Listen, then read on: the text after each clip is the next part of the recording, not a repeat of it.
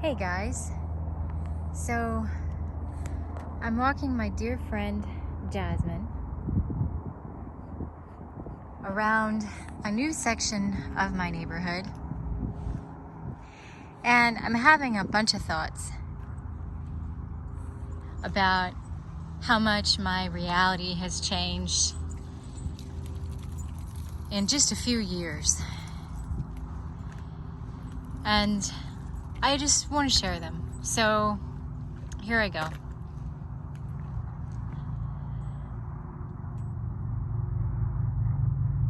We are taught that the World's Fair buildings were temporary. All right, let's just talk about the Columbian Exposition of 1893 in Chicago. We're taught that that city, including canals, bridges, moving walkways, gorgeous, huge buildings, that all of it was built in about 2 years for a fair that lasted a few months, and then it was torn down. Most of it anyway. The Museum of Science and Industry remains, and that was the arts building. And that building itself is massive, but quite small in comparison to some of the other buildings, like the transportation building and the manufacturing building.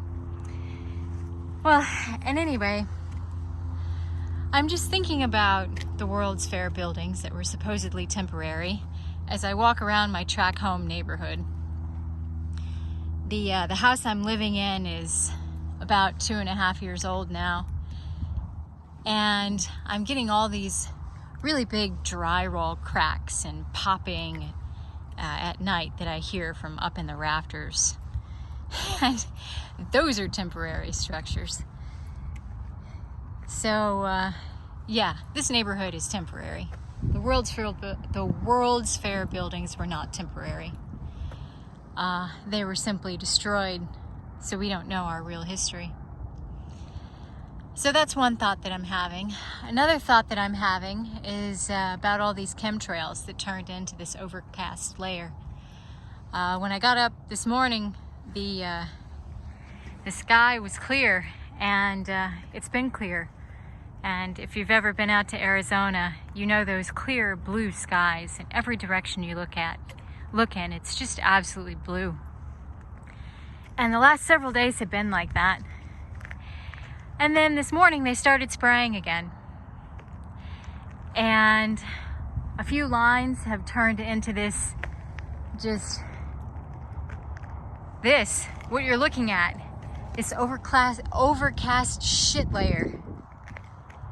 And the spraying has been incessant all day. And so I'm thinking about that.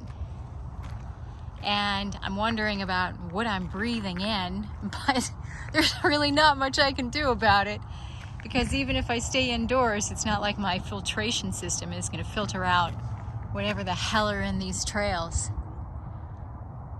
that turn a completely clear day into this shit soup sky.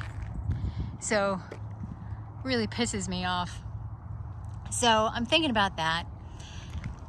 But of course, I'm thinking about the fact that every direction I look in are melted buildings. And it's like every day meltology just completely blows my mind.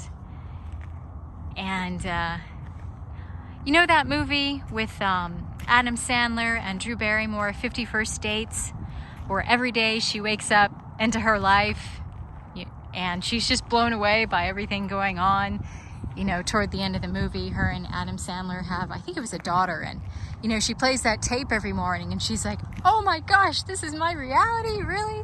And she walks outside and you know, hugs her husband and her child, and it's just mind-blowing to her. And really, that's what meltology is for me every day, especially out here, because I'm surrounded by it. Every single hill that you see, every single mountain, in every direction from where I'm standing, are the remains of massive destroyed formations.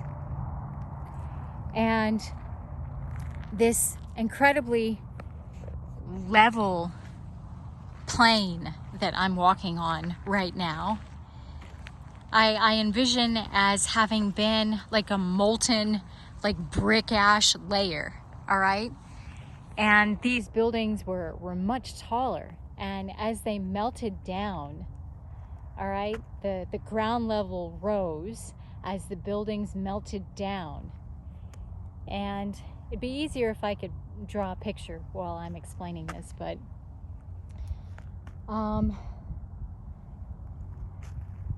yeah, so look at this.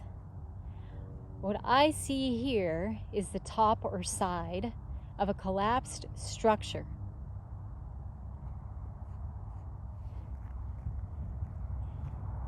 And then over here, this giant blob, there's a point there that matches this point here. And I mean, you can see the brick lines, you can see the angle of the collapse. You can see how the structure like kind of collapsed in the middle and pulled itself down in the middle, causing what I think are the corners or the sides of the buildings to turn into these fangs on either side right there. And then over in this direction, it just gets more and more bizarre and spectacular. And here are some more corners or tops or sides of collapsed structures. But let me explain myself again. So imagine like a rectangular building, all right? A building that is wider than it is taller. And the middle of the building collapsing down, all right? Because it would seem to me that structurally the sides and the corners of the building would be stronger than, say, the middle of the building, all right? So envision this. The middle of the building melts down and collapses and pulls the sides of the building down and inward. I see that pattern repeat endlessly all over Arizona and anywhere you look in any mountainous region on Earth, or this realm, whatever you want to call it at this point. You see that repeating pattern. And the reason you see that repeating pattern is because what all these formations have in common is that they were structures. And this world is not at all what we think it is. We live in a post-apocalyptic wasteland. And I don't mean that in a pessimistic way. I just mean it in a I'm having a Truman moment way. But it seems like I have 47 of those every single day.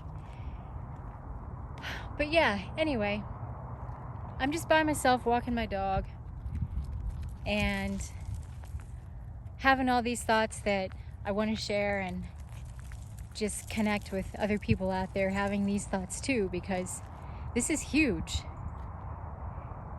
I mean, meltology rewrites everything. It rewrites history. It exposes the fraud and the deception within the geological sciences. I'm not saying I'm not saying there aren't geological processes, but I'm saying that as a whole, I think the science of geology is incredibly misleading and was created to cover up the fact that this X factor event or events, multiple events, occurred. So yeah, here I am under a shit soup chemtrail sky, surrounded by melted buildings, walking around my track home neighborhood. Now these are truly temporary structures. Well, if you've listened this long, thanks a lot for listening. I really appreciate it. It's just, what's the point of any of this if we don't connect with other people that are wondering and thinking the same things? We're all just trying to figure this out together.